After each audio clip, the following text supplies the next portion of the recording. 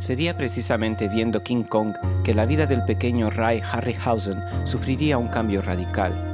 A él le apasionaban las tardes de modelado cuando, siendo aún un renacuajo, su mamá le llevase a didácticos talleres de manualidades. Pero ya siendo adolescente, aquel día histórico del estreno de King Kong llegaría a casa pletórico. Tanta había sido la fascinación que el coloso habría ejercido en él. En un primer momento, no habría sido tanto la técnica como el sueño en sí, la inmensa posibilidad abriéndose delante de sus ojos, pero naturalmente, enseguida empezaría a investigar y, recreando escenas de aquella maravilla, construiría su propio Kong y dinosaurios, y con una cámara Victor de 16 milímetros prestada por un amigo, haría sus primeros experimentos.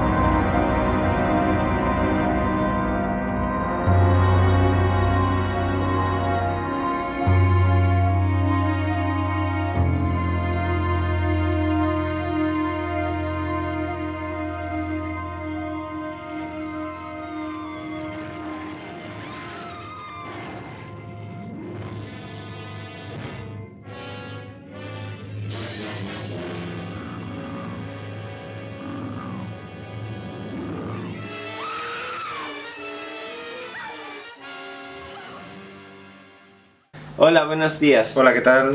Hoy os traemos los clásicos efectos especiales. Un capítulo que debemos de la temporada anterior y que hemos recuperado para esta temporada porque creemos que es súper importante y fundamental para entender cómo se hacen los efectos especiales hoy en día en el siglo XXI, ¿no? Son efectos especiales que se hacían en los años 20, 30, 40 del siglo XX, que incluso llegaron a los años 70, ¿no? Sí, con sí, Star Wars y fundamental para esos movimientos de esos personajes que George Lucas lo hizo basándose en estos maestros de los efectos especiales. Estos maestros de los efectos especiales de los que hablamos básicamente son Ray Harryhausen, George Pal y Willis O'Brien. Pero casi todo el capítulo gira en torno a Ray Harryhausen, que es el gran maestro de los efectos especiales. Él no ha dirigido ninguna película, él siempre ha estado en el equipo técnico, sin embargo ha pasado a la historia como el gran maestro de los efectos especiales.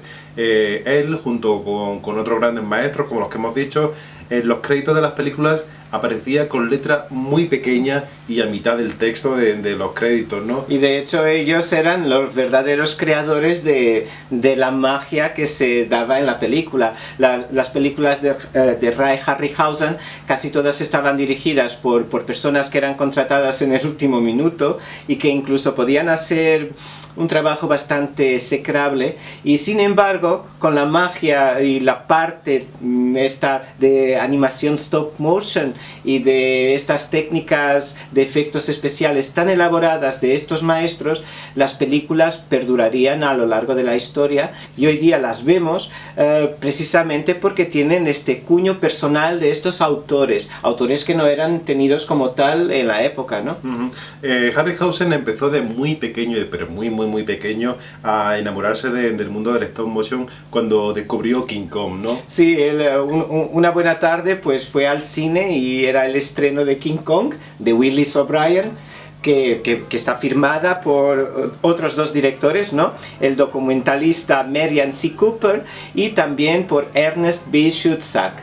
Willis O'Brien era quien daba vida al gran simio, pero la obra estaría firmada por estos dos autores, ¿no? Claro, Harryhausen cuando llegó a su casa pues se volvió loco, empezó a crear personajes, empezó a crear sus propios monstruos.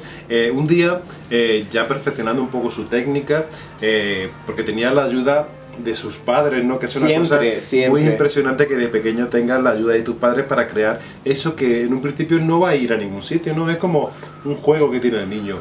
Una vez su padre le hacía los esqueletos, las estructuras para esos muñecos, y una vez le pidió a su madre un abrigo de bisón que tenía en el armario, que no utilizaba hacía mucho tiempo, para crear un oso, ¿no? Un oso creo que no era un bisón, creo que era un abrigo de conejo. Bueno, no lo sé. Bueno, de pieles. Pero era de piel, ¿no? Era de pieles. Y le servía perfectamente para el oso cavernario que estaba haciendo, ¿no? Y construyó un oso maravilloso, y eso dio pie a crear todo ese repertorio de personajes que todos conocemos de Harryhausen, ¿no? Ese oso cavernario ya tenía una lengua que entraba y salía con un mecanismo, tenía los ojos que también se movían, tenía ya una serie de cosas tan elaboradas que, claro, ahora solo faltaría darle dramatismo en su puesta en escena.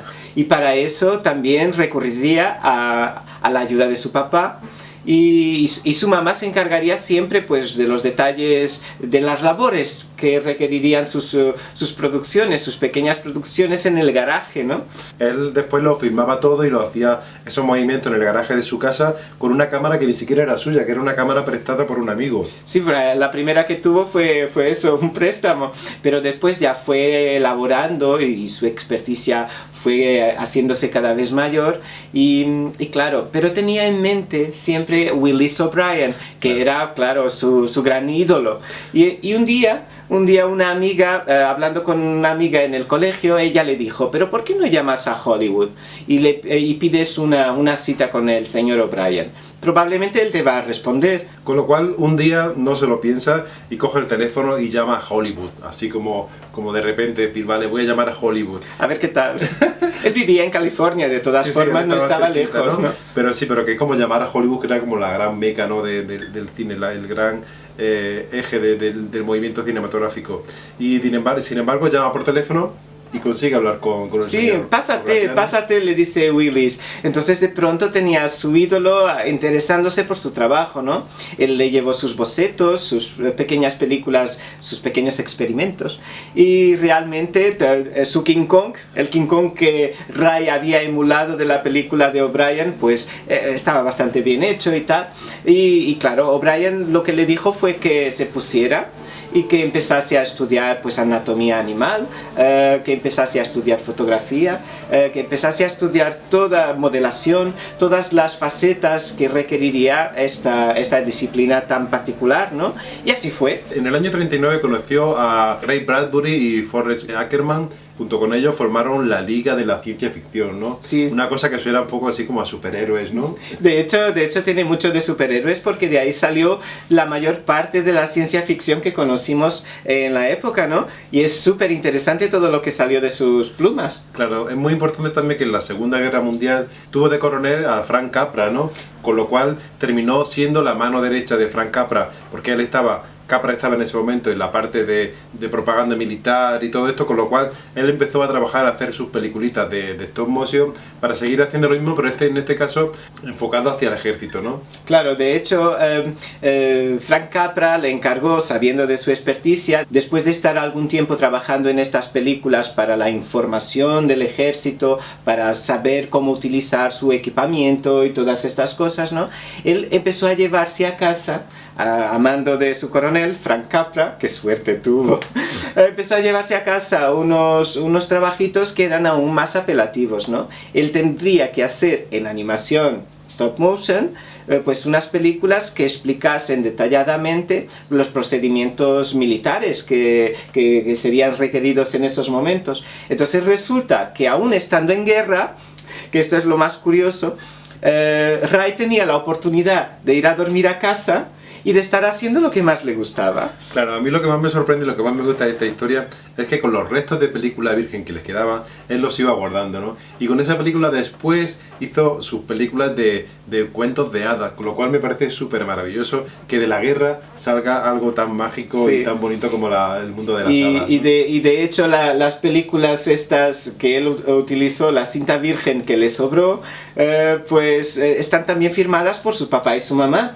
Es decir, en los créditos aparecen con seudónimos, aparecen su papá y su mamá, porque de hecho han sido quienes le han ayudado desde el comienzo de su carrera y hasta el fin de sus días. Claro, porque su padre, a pesar de que Harryhausen ya estaba trabajando en Hollywood, ya estaba trabajando en los grandes estudios donde podía tener todo el equipo que él quisiese, todo el personal que él necesitase para trabajar, él seguía utilizando a su padre, él seguía necesitando a su padre para poder construir esas estructuras, esos mecanismos que tan bien hacía el padre y que se entendían perfectamente, ¿no? Hasta 1963 su papá estuvo trabajando para su hijo, haciendo pues la construcción de los esqueletos que después Harry pues rellenaba con goma espuma y con silicona en las articulaciones y claro, todo esto ha sido una manufactura familiar que ha funcionado a la perfección, pero resulta que ya antes de haber empezado a hacer sus labores a mando del coronel Frank Capra,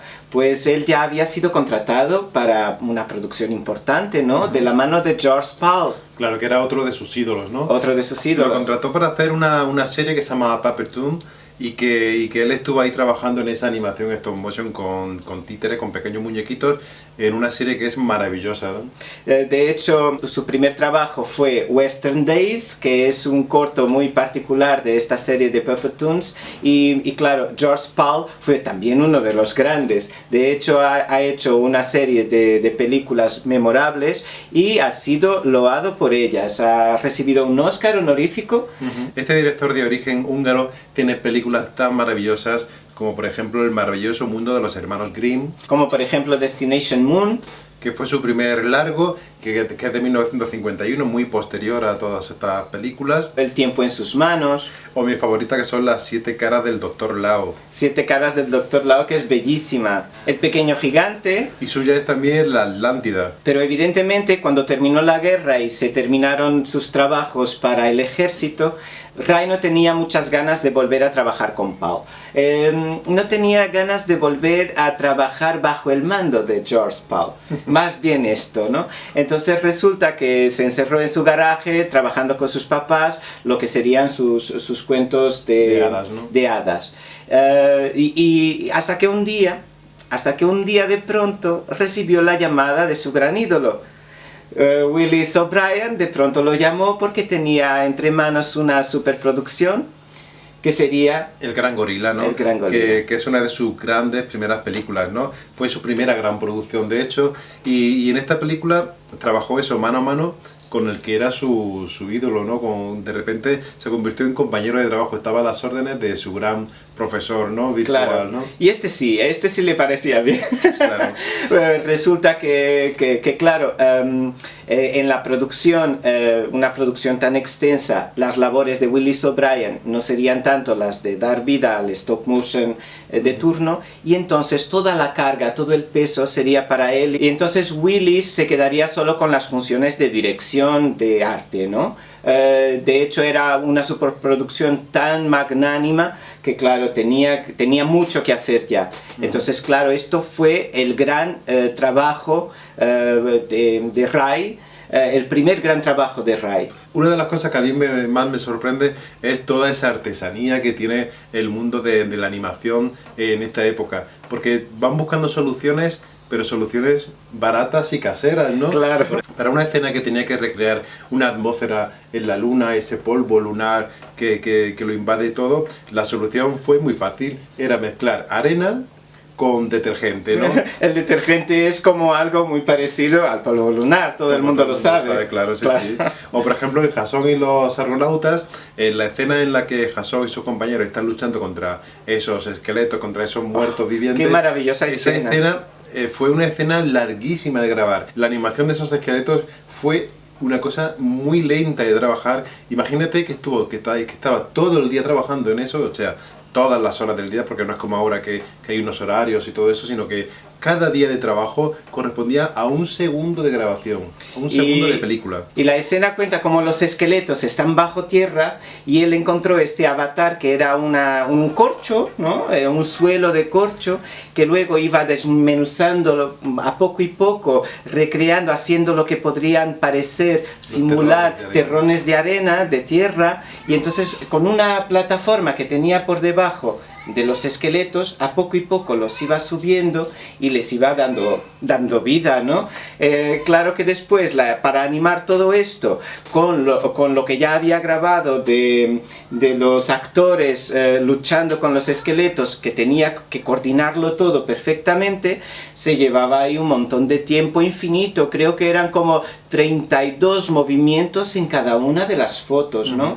Una cosa disparatada. Imaginaros el sabor que tiene esa escena, que no tiene nada que ver con esos esqueletos de Jack Sparrow, por ejemplo, ¿no? Claro, es que los de Jack Sparrow están hechos con ordenador y... serán más perfectos, pero tienen muchísimo más encanto estos, ¿no? Estos son mucho más especiales. O como pasó en la película El Valle de Gwangi, en la escena en la que los cowboys están lanzando cuerdas a los dinosaurios para capturarlos, ¿no? Esa escena, que dura 5 minutos, se tardaron 5 meses en grabar.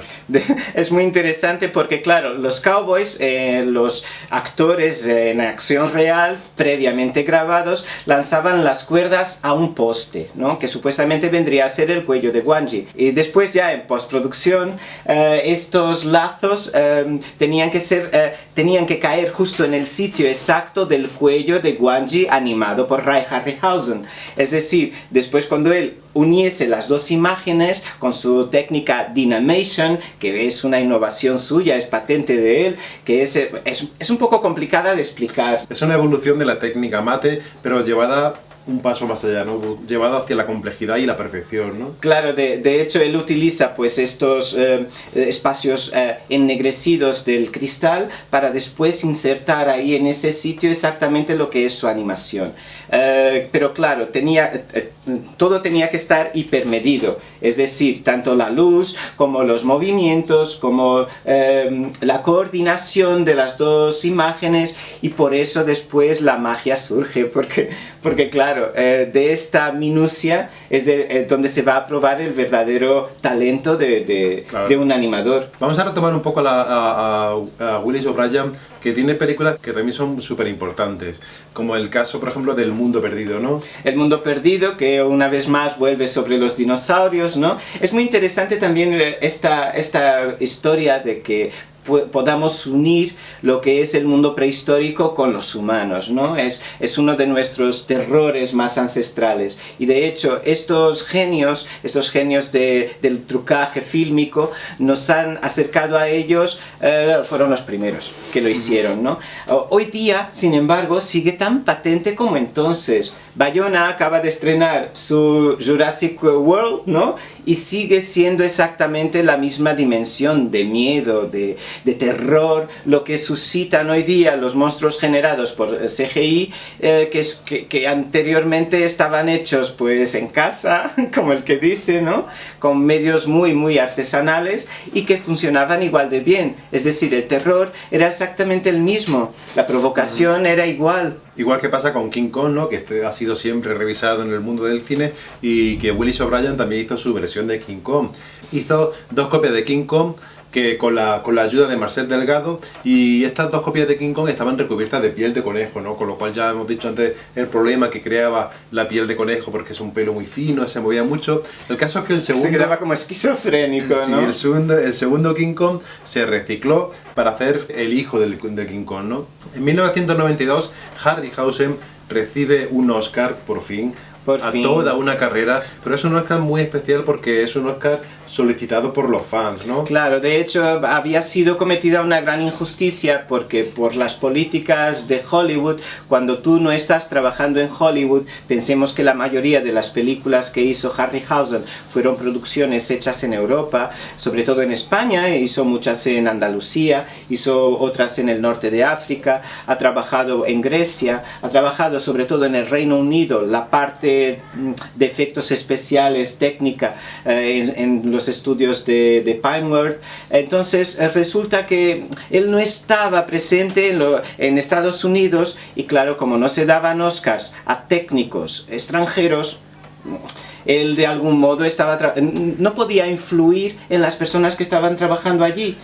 Su trabajo no era de influencia directa sobre los que estaban aprendiendo en Hollywood. Claro. Entonces, por estos motivos nunca se le había llegado a dar un Oscar. Pero este Oscar se lo dan por toda una carrera, con lo cual engloba ya un poco todo lo que hizo desde pequeño, ¿no? Incluso, sí, ¿no? Una cosa que no dijimos fue que los fans, todos esos fans que solicitaron su Oscar, son todos estos cineastas que siguieron su estela. Precisamente, pues, Peter Jackson, Spielberg, Wes Anderson, George Lucas, pues todos estos grandes maestros que han heredado toda esa pasión por esa animación, ¿no? Por ese tipo de efectos especiales que realmente posibilitaban una visión completamente innovadora sobre las posibilidades fílmicas, ¿no? Y después las nuevas ediciones que fueron hechas de sus películas, su nombre ya figuraría mucho mayor porque, claro, estaba ahí toda su factura y no interesaba tanto el director como en otros casos, ¿no? Pues nada, pues este ha sido nuestro acercamiento a ese mundo de los efectos especiales clásicos. Espero que os haya encantado, como nos encantan a nosotros ese tipo de efectos especiales, así como ahora, como una cosa muy friki, como una cosa muy especial, ¿no? Del mundo geek. Del mundo geek, claro. Pues nada, nos vemos en el siguiente vídeo, nos vemos la semana próxima. Muchísimas gracias por vernos. Chao. Chao.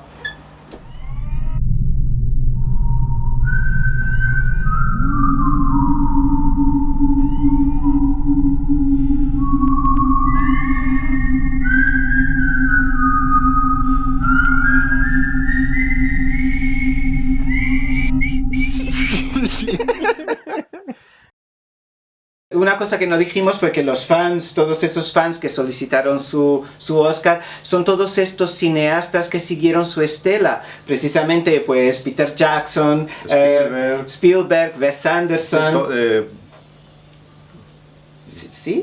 George Lucas. George Lucas, pues todos estos grandes maestros que han heredado toda esa pasión por esa animación, ¿no? Por ese tipo de efectos especiales que realmente posibilitaban una visión completamente innovadora sobre las posibilidades fílmicas, ¿no?